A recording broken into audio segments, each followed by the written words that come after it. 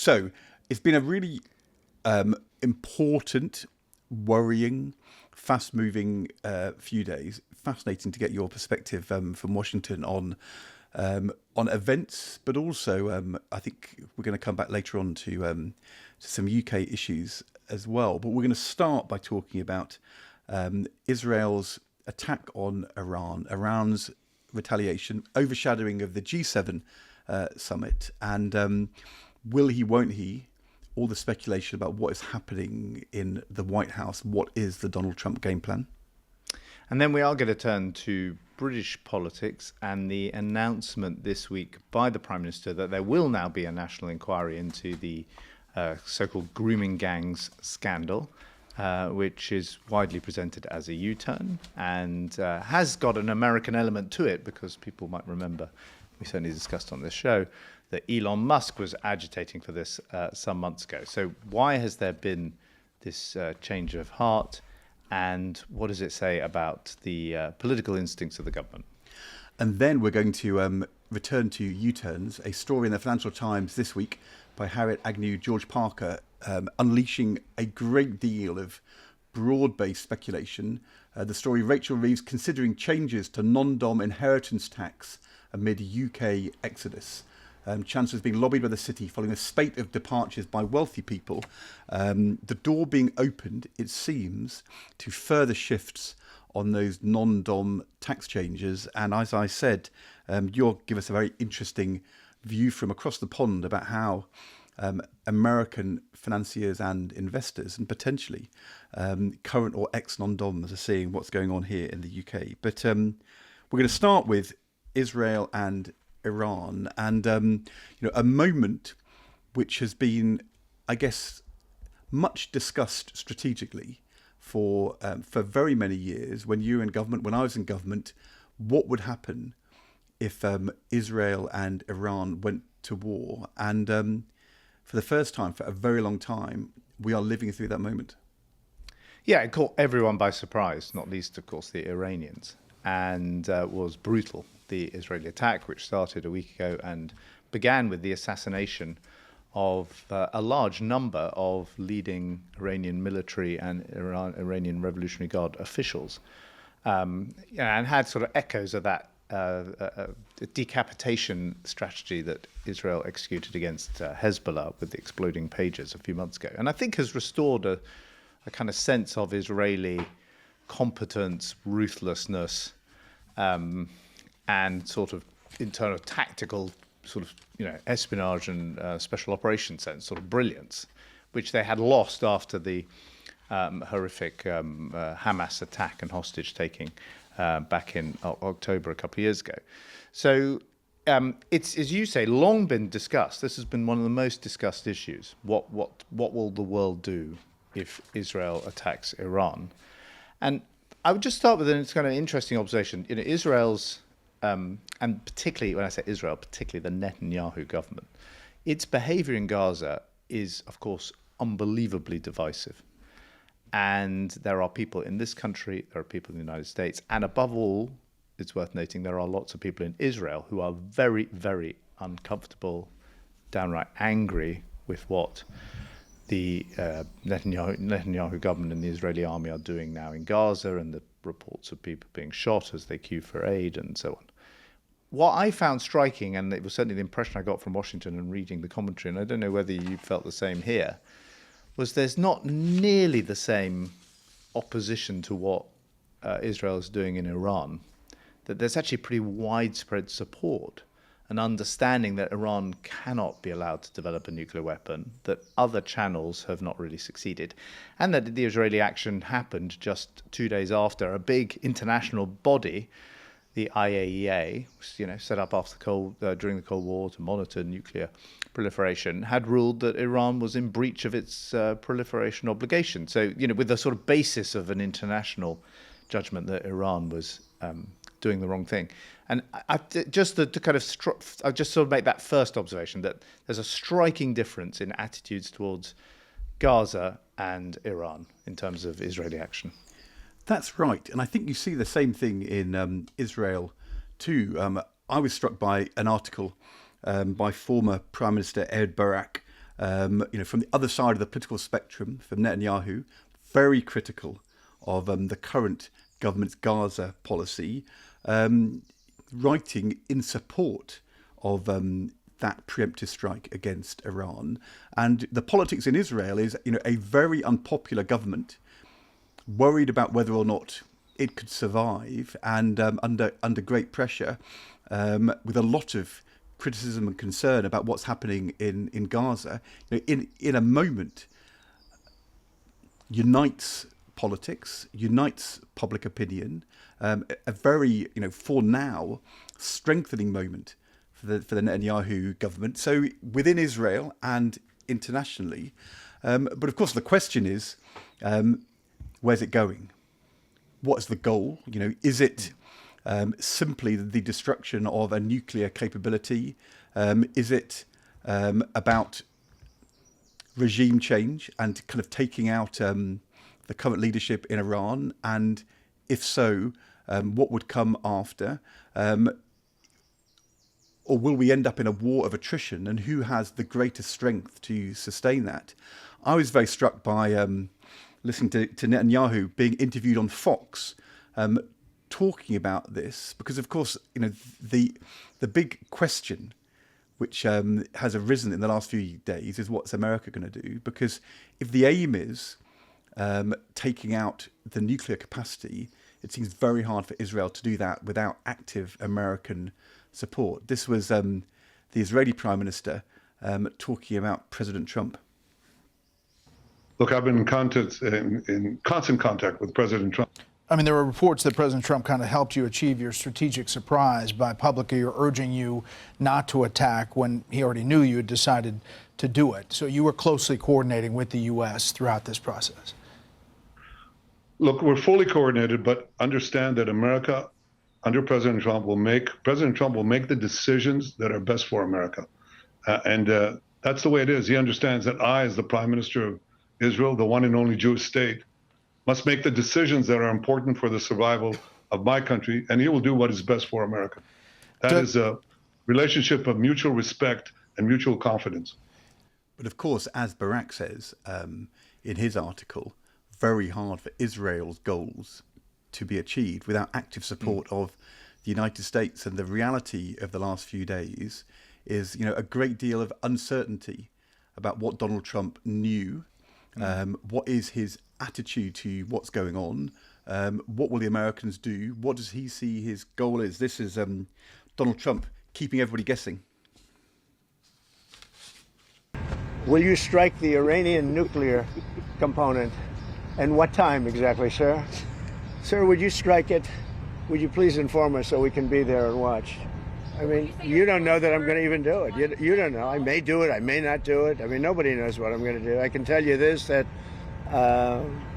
Iran's got a lot of trouble, and they want to negotiate. And I said, why didn't you negotiate with me before? All this death and destruction. Why didn't you negotiate? I said to the people, why didn't you negotiate with me 2 weeks ago?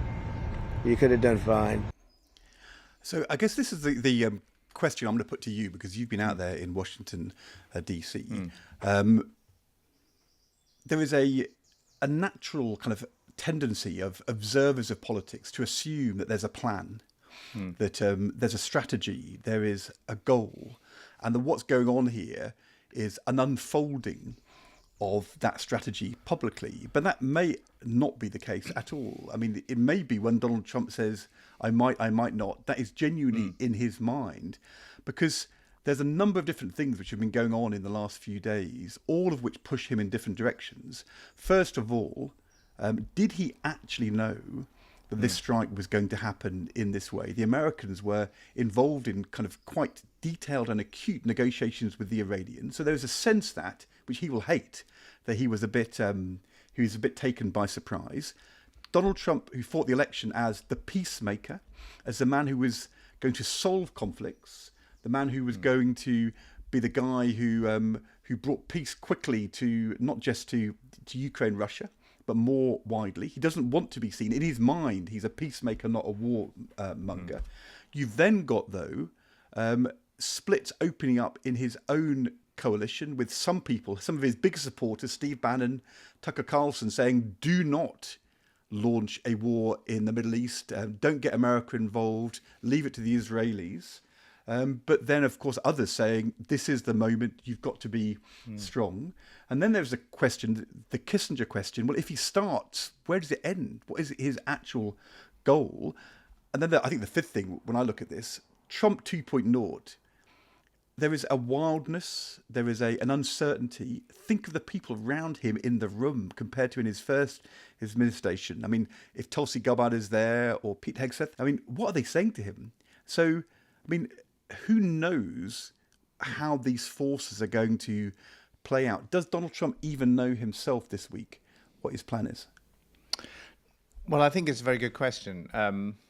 So let's sort of unpack it. In terms of planning, I think you're right in this respect. There has been a ton of planning about what to do if Israel strikes Iran.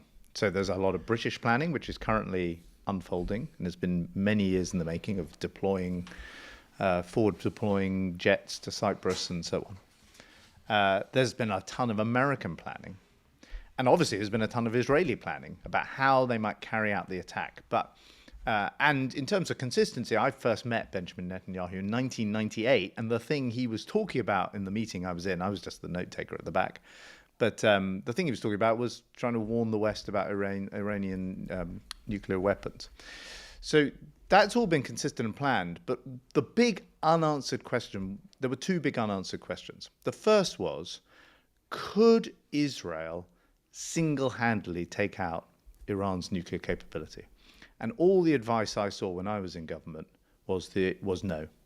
That in the end, for all the ruthlessness of the Israeli military and intelligence and all their capability, they don't have the weapons required to completely eradicate the Iranian nuclear facilities, particularly this underground facility in Fordow.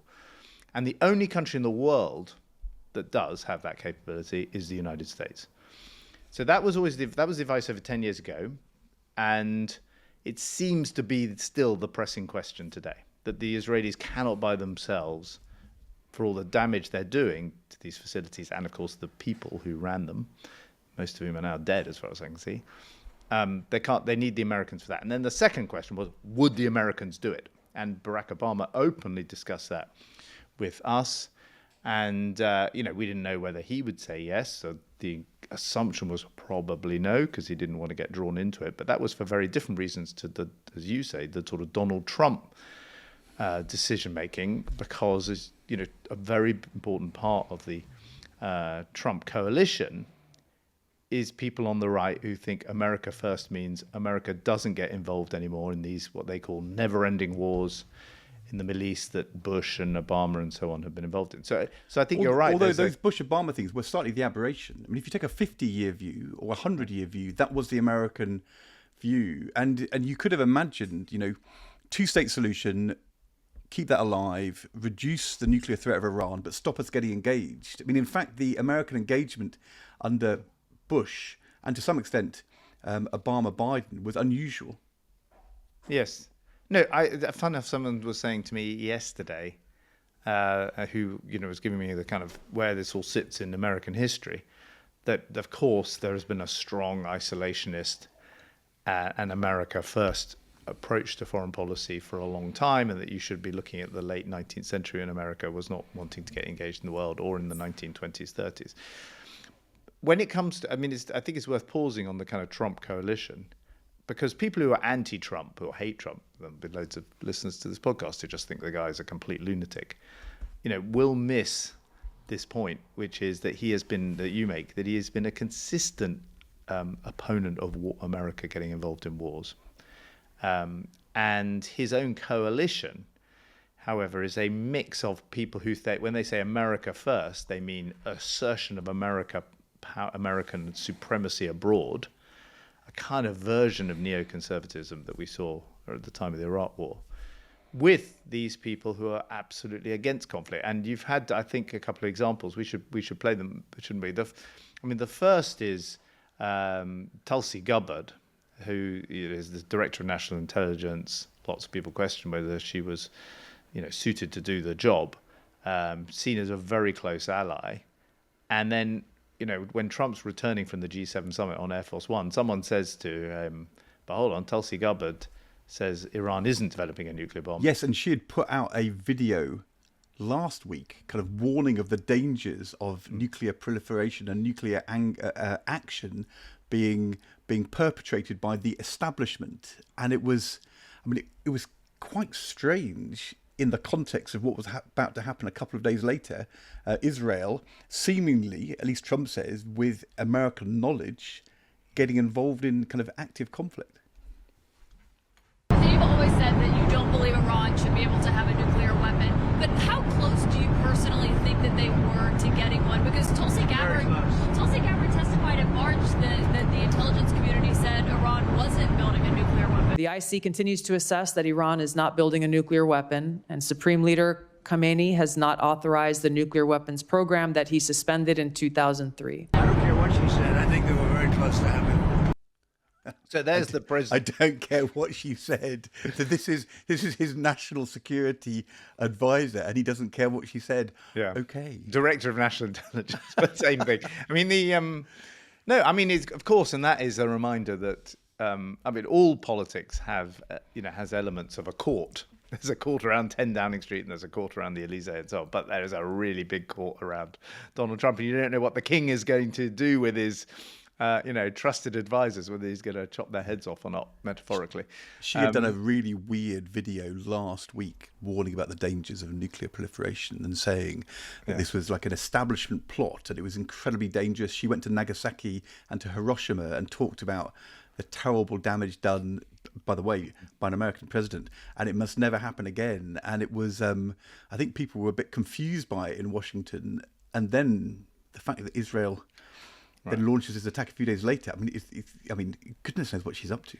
So then you have the for sort of Trump baiters, the sort of popcorn moment of the interview between Tucker Carlson, who of course was this sort of very prominent Fox interviewer who left Fox, has his own kind of media outlets, and he was interviewing Republican Senator Ted Cruz, who has been a sort of latter convert to Trumpian politics.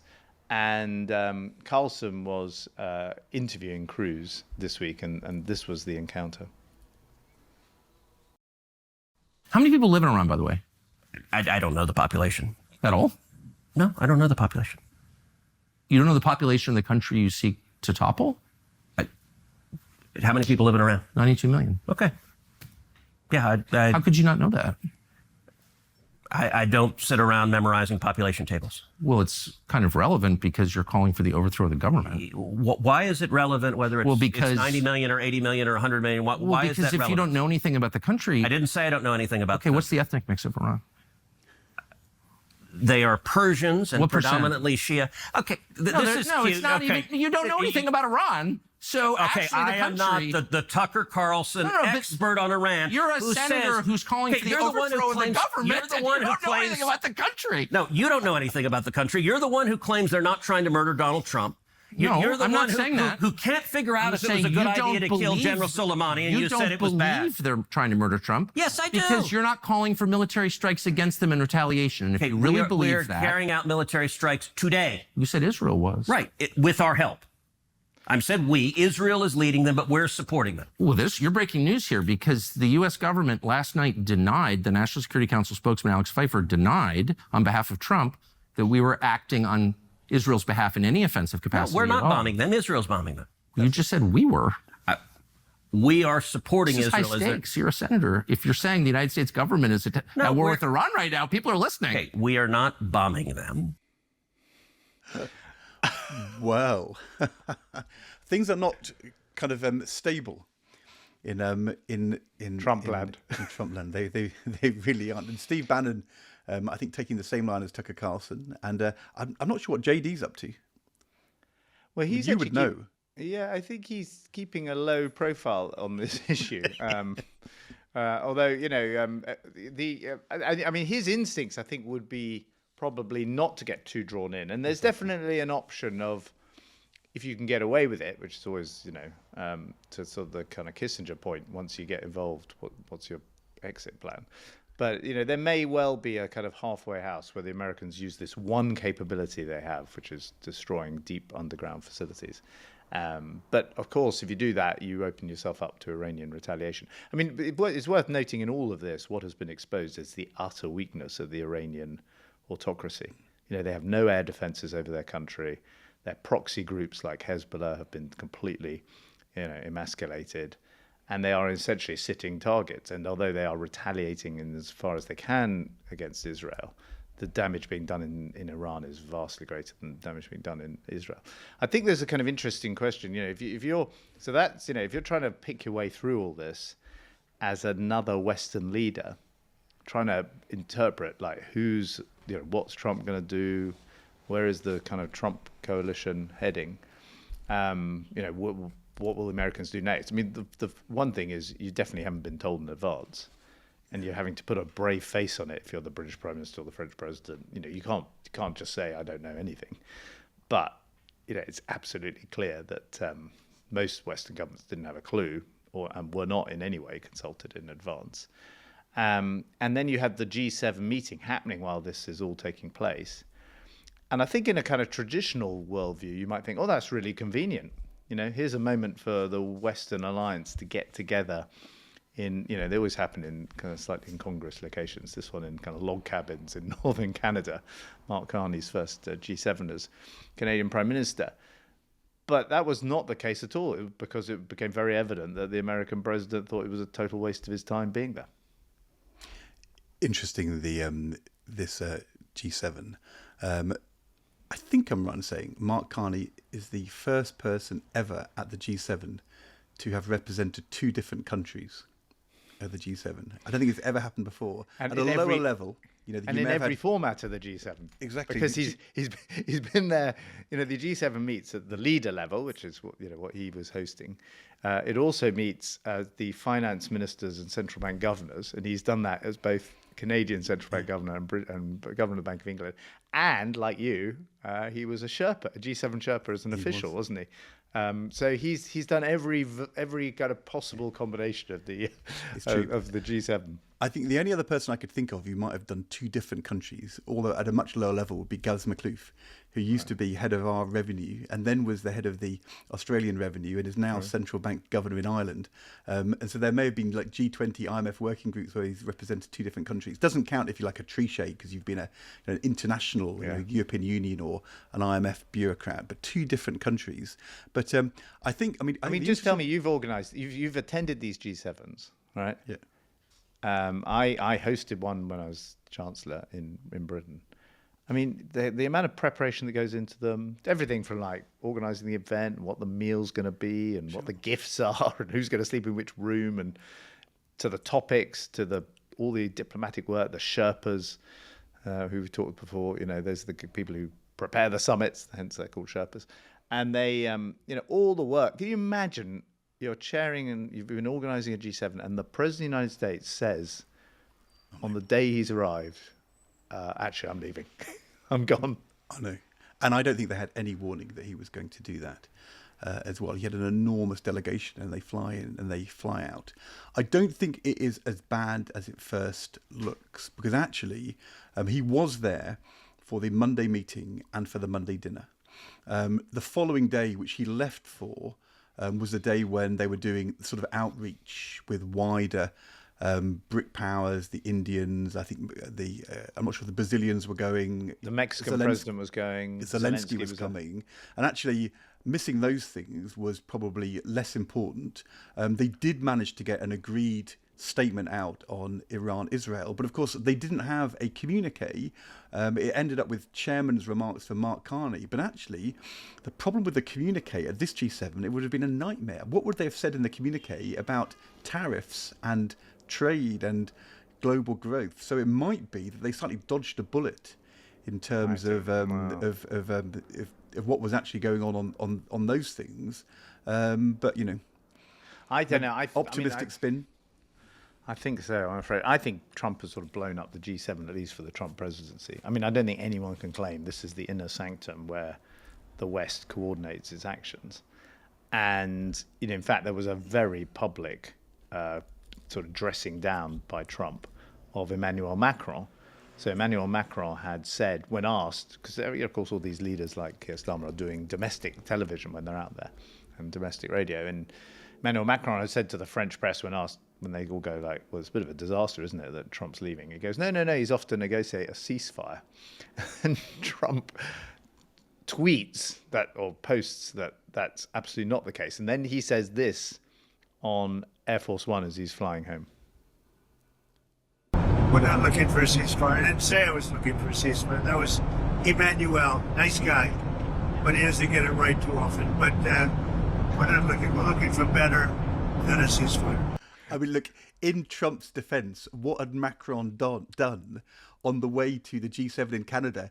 He popped in to visit Greenland on the way to show his solidarity with the people of Greenland and their independence from America. So he had slightly poked the bear. By the way, there were actual bears on the golf courses around this G7 summit in Alberta. So I think Donald Trump was playing golf. I bet you he's scared of bears.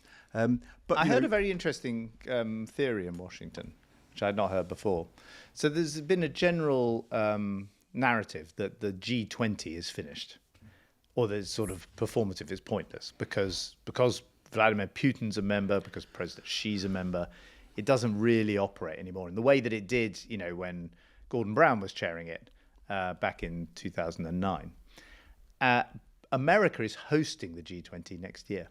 It's come round. They hosted the very first one, actually. It was George Bush who hosted the very first G20 at a leader's level, not at a finance minister's level, in 2009. And here we are, all these years later, and America's hosting it again. And what I was hearing in Washington from people was that Trump has no time for the G7, but he actually is going to re-engage with the G20. He loves he loves the fact he's going to be hosting this big meeting, and that he doesn't want to sit down with Keir Starmer and Emmanuel Macron and Friedrich Merz. He wants to sit down with President Xi and the Crown Prince of Saudi Arabia, who also attends, and the President of China and the President of Russia, and that's his. He regards those as his kind of equals, and it's so you might get a kind of demise of the G7, at least temporarily, and a revival of the G20. The interesting thing was, if you go back to the late 1990s, the original impetus for what became the G20 came from the Americans. It was originally called the Willard Group, which was a meeting in a hotel, which was alongside the G7 and the IMF meetings, because the Americans thought the G7, the G10 had too many Europeans, didn't give enough voice to Latin America, to Asia. And so if Trump is returning to the G20, that is actually where the impetus for the G20 started in the first place. On the other hand, if there are big problems in the economy this year, I mean, I think the unreported agenda of the G7, the things that have been talking about in the margins, is if things deteriorate in the Middle East and the oil price spikes, if there is not a American EU deal on trade before the beginning of July, what is the impact of that on the global economy? And by the way, Britain very exposed to that as well. I would say if you want to sort out problems and apply pressure, then actually the G7 is still the place where that is most likely to happen. And it may not be what Trump wants, but there may be some difficult issues which need to be discussed in the G7 in the second half of this year about the economy, which he's going to have no choice but to engage in. And if he doesn't, everybody else will be talking about what on earth they're going to do about isolationist America. But, I don't think the G7 is dead. And I think Carney will probably think he didn't have a bad meeting. Of course, coming out of it, that Israel-Iran statement, I mean, it doesn't say very much. I mean, it was a statement. But it's what Keir Starmer, Chancellor Merz, Carney, the EU, Macron, it's what they say in the coming days as the uncertainty about American engagement in Israel lifts. I mean, this is when it's going to get very acute, and that won't be a G7 statement. Yeah, but no European leader, including the British Prime Minister, wants to parade their powerlessness. And yet everyone knows they have zero influence. There is, however, one. Although the British have got a choice to right. make. There's So a choice exactly. to make. I was about to turn to that. So you're quite right. There is this sort of one sort of fly in the ointment, and it's a really hard decision for the British Prime Minister. And David Cameron spent a lot of time thinking about it, and we were in coalition with the Liberal Democrats, and we were always worried that this decision would cause real problems for the coalition back then. And in some senses, Keir Starmer leads a different kind of coalition across the Labour movement of different voices.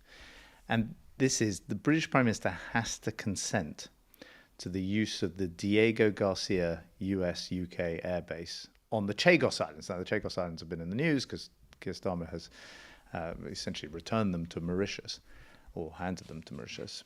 But there's still this airbase, and it's going to be there for 100 years. And if the Americans do these strikes on the Iranian nuclear facilities, they are likely to want to use this airbase. And so Keir Starmer has to say yes, and could say no. And he's getting advice from his Attorney General, his kind of human rights lawyer buddy, Lord Hermer.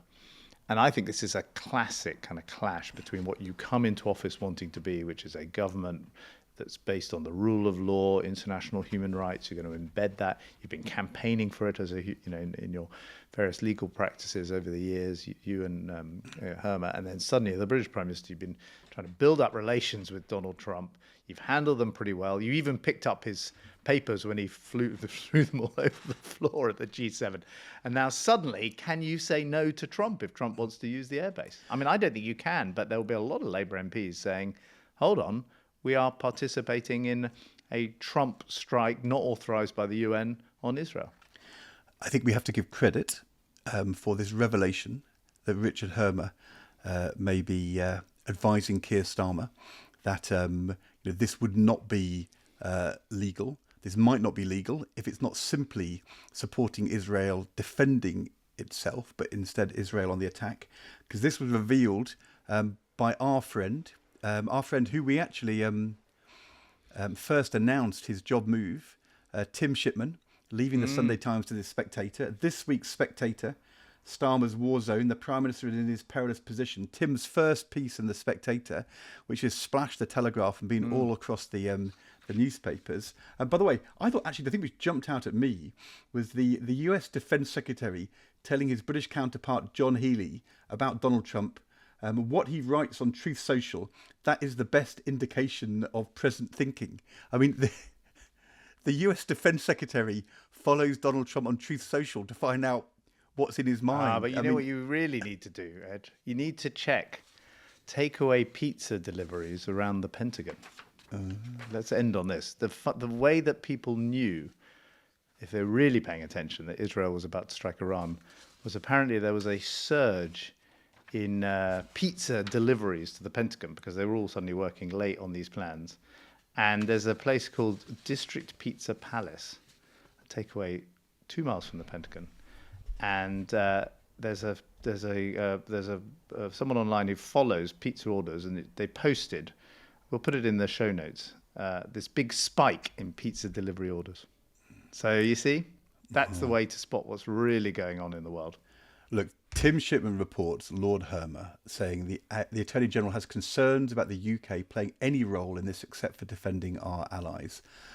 Would using Diego Garcia, the base, as a launching point for those kind of 60-metre deep bombs from the in order to penetrate the Fardo kind of deep in the mountain Iranian kind of nuclear facility, would that count as defensive or offensive? And the politics of this, as you said, could be quite complicated because whatever is happening in Israel, Iran, in the Parliamentary Labour Party, and more widely in Parliament, in American politics as well, concern about what's happening in Gaza is still kind of, at least equally uppermost in people's minds. And so I think you are right that for Keir Starmer to do a Wilson and refuse, as a Labour Prime Minister, to support an American president in this kind of international offensive operation. This is, you're referring to Harold Wilson saying no to sending British soldiers to Vietnam.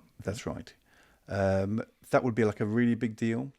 But the politics of saying yes are going to be kind of pretty tough. And so, yeah. But I would think in the end, this will not be the fight Keir Starmer would pick with Donald Trump, don't you think? I do think that. And he's got enough fights at home. We should turn to that next. We're going to look at the decision to hold a national inquiry on grooming gangs, which has a lot of domestic politics attached to it, even though, of course, at the heart of it is an absolute tragedy. On Monday, the government announced through the Home Secretary, Yvette Cooper, much loved by this podcast, particularly one half of it, that there was going to be a national inquiry into the scandal of these grooming gangs in towns across England, and that the authorities, national and local, did nothing about it for far too long. And in fact, the whole thing was exposed by somebody who sadly has died, a Times journalist called Andrew Norfolk. So let's hear Yvette in the House of Commons making the announcement.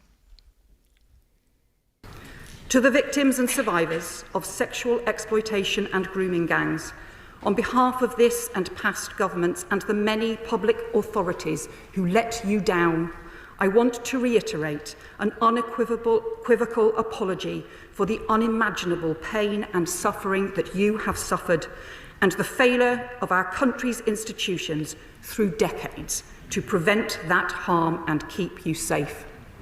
But words are not enough. Victims and survivors need action. But most disturbing of all, as Baroness Casey makes clear, is the fact that too many of these findings are not new. As Baroness Casey's audit sets out, there have been 15 years of reports, reviews, inquiries and investigations into these appalling rapes, exploitation and violent crimes against children, detailed over 17 pages in her report, but too little has changed. We have lost more than a decade. That must end now. Yeah. So I thought Yvette was very strong in the House of Commons. But there's no doubt, let's set aside, for the purposes of this podcast, we are not equipped to investigate and scrutinise all the things that went wrong, and we will, await the inquiry.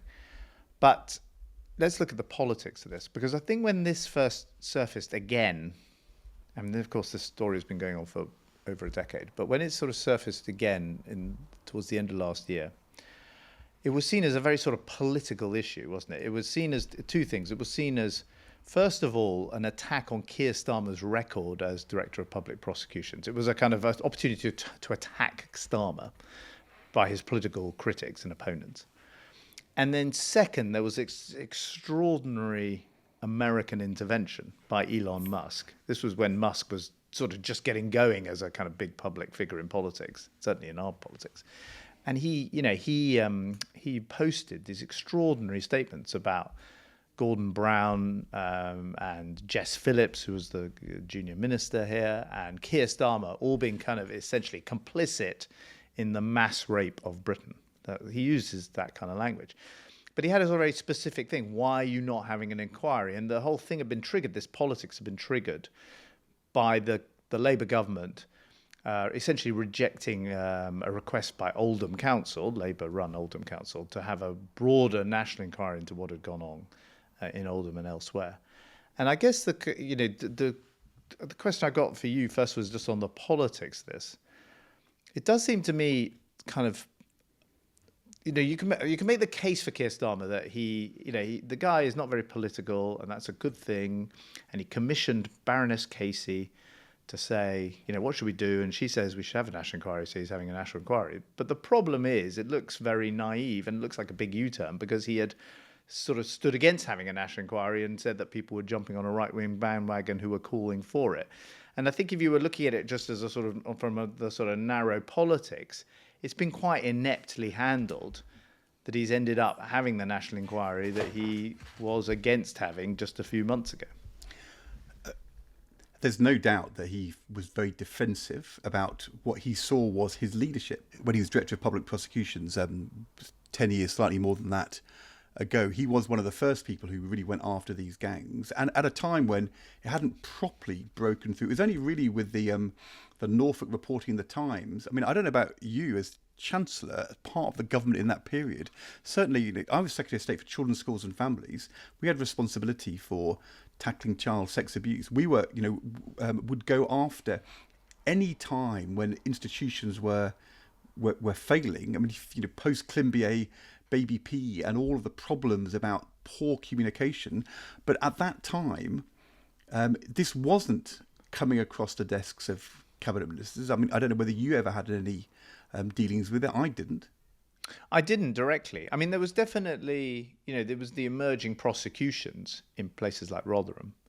And I guess there was a sense in Conservative circles that, this was embarrassing for Labour because these areas were run by Labour councils, that the Labour councils often drew a lot of support from the local Pakistani origin community, that they didn't want to kind of call it out. There was definitely, but we never thought that was something that you could sort of politically exploit, frankly. Really? I mean, I would have thought if you thought this was something which was embarrassing for Labour, you would have thought it was a way to politically.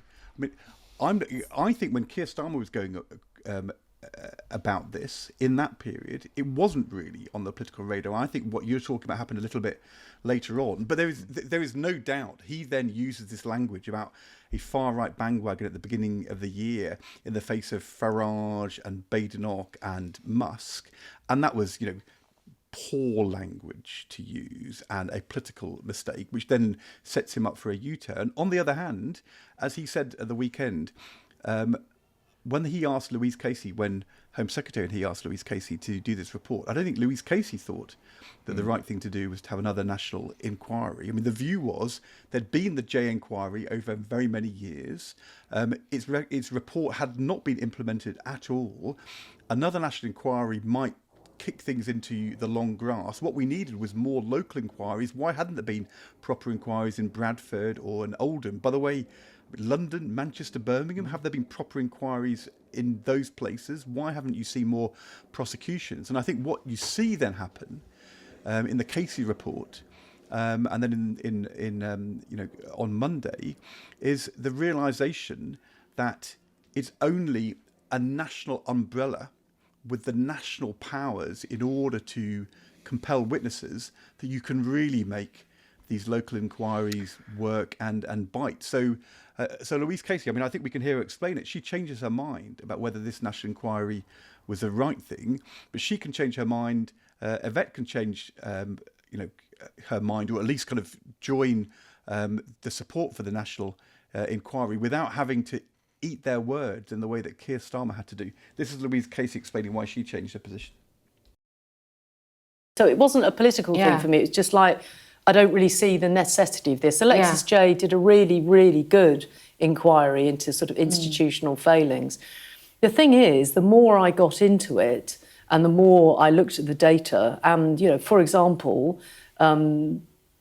sad to say, but when they said, we'll put some money into 5 areas coming forward that will do their own local reviews, only Oldham said, yep, we'll do that. There wasn't exactly a battering down of the door to do it. Then you look at some of the sort of serious case reviews, they rarely talk about the perpetrators. They certainly don't talk about the ethnicity of the perpetrators. Yeah, on that... And so I felt more and more frustrated, and I thought, well, sod this, frankly. Sorry to use that language. That's but, okay, don't worry. Sorry. I'm not going to apologise for it, that's fair. These are victims. These are victims, and we need to do right by them. And if that takes a statutory inquiry, I'm going to go and get one. So, of course, Louise Casey there speaking very powerfully and bluntly, and that's why, she's been used by lots of different governments to tackle lots of different sort of social problems. I mean, I would just make this point that one of the arts of politics is being able to see around corners, particularly for the Prime Minister. You've got to be able to anticipate where the politics might go and where your problems might go. And if you set your stall against having a national inquiry into child grooming gangs, and you've got like an enormous amount of attention when you do that, you can't then commission someone who's going to potentially come up with the answer, oh yes, we do need a national inquiry. And I don't think Gordon Brown would have commissioned an inquiry where he didn't know what the outcome was going to be. That is good, smart politics. It may not be how people want their politics operated, and I think if you were Keir Starmer, that would be your defence. Well, I'm doing politics a different way, but that, of course, it takes takes its place amongst lots of other U-turns that the government's doing on winter fuel payments, not actually on disability payments, but there was a suggestion they might. You've got to look like you're in charge of things. And I don't think, this week it looked like he hadn't really anticipated where he might end up on this issue. I mean, let's turn quickly to the Conservative response, Kemi Badenoch. I do remember sensing there might have been a political opportunity 10 years ago, but we did back off and we thought, we don't want to go there. That's not what Kemi's done. She has gone there, and this is what she said. Mr. Speaker, the Prime Minister's handling of this scandal is an extraordinary failure of leadership. His judgment has once again been found wanting. Since he became Prime Minister, he and the Home Secretary dismissed calls for an inquiry because they did not want to cause a stir. They accused those of us demanding justice for the victims of this scandal as, and I quote, jumping on a far-right bandwagon. Yes. A claim the Prime Minister's official spokesman restated this weekend. Shameful. It has been left to Conservatives time and time again to force this issue. 3 times, Mr. Speaker. 3 times. They can mutter now. They all mutter now. 3 times, Mr. Speaker, these Labour MPs voted against the national inquiry. Unfortunately, Kemi Badenoch was a member of the government for a long period while this scandal was unfolding, or the kind of aftermath of the scandal. And she was actually the Minister for Women and Equality. And she obviously hadn't cleared her lines with Louise Casey herself, who said this in response. What do you think of the politicisation of it? I'm disappointed by it, to put it mildly. I think I really hoped and hope still that the report is so clear, it's so straightforward. We need to change some laws. We need to do a national criminal investigation. We need to get on with a national inquiry with local footprint in it. And ideally, wouldn't it be great if everybody came behind that and just backed it and got on with it? It's quite a decision, if you are the leader of the opposition, to decide in the Commons to insert yourself in to respond to a statement from the Home Secretary. That's not what normally happens. It would have normally been the Shadow Home Secretary. She did it last week on the Today programme, displacing Mel Stride, but doing it in the Commons is a bigger deal. But it felt to me, looking at this, as though she fell into that classic trap. It wasn't totally clear why she would be the person responding, but in that hour before, when she had the statement and the Casey report, she was clearly reading the Casey report. I'm not sure if she'd read the statement because, Grant Shapps had done an apology in his short period as Home Secretary. Yvette then does... You're the only person who remembers he was Home Secretary, apart from Grant. Yvette then does an apology on behalf of current and past governments. Is left to Roger Gale and other Tory backbenchers to associate themselves with that apology. And Kemi Badenoch, who had been Children's Minister, Local Government Minister and Women and Equalities Minister, but had never ever raised this issue in the Commons, chooses not to associate herself with the apology and just launches into a big attack. And I think, surely if she'd known that that was going to be the mood in the Commons, that was the road she was going to take. Now, she had this press conference lined up for the day after. She thought she was going to turn this into a big political moment. My sense is her response on Monday kind of showed like a big lack of political judgment. That was the wrong way to respond in the Commons. But it's first of all, she's under pressure. She's under pressure on her leadership. So she's trying to find opportunities to get out and lead from the front. Hence, she displaces Chris Philp to do the statement, the Shadow Home Secretary. And she's also under pressure from Reform, and Nigel Farage, with the help of these Americans, have been, really making hay with this issue. And, it won't go away. It'll feed a kind of underground narrative about the establishment, not speaking the truth to people and covering things up and so on. And I think, there's that classic judgment an opposition leader has to get right, which is, are you on attack? Are you the opposition, or are you the government in waiting? Or do you look like a alternative prime minister?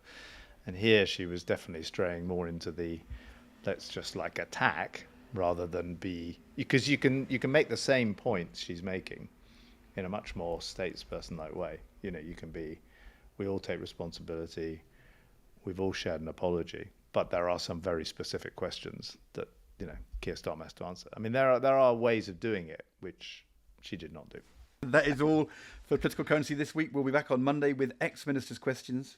Or you can hear it earlier and ad-free if you become a member of our kitchen cabinet. And you can find the link to subscribe in our show notes. See you next week. See you then.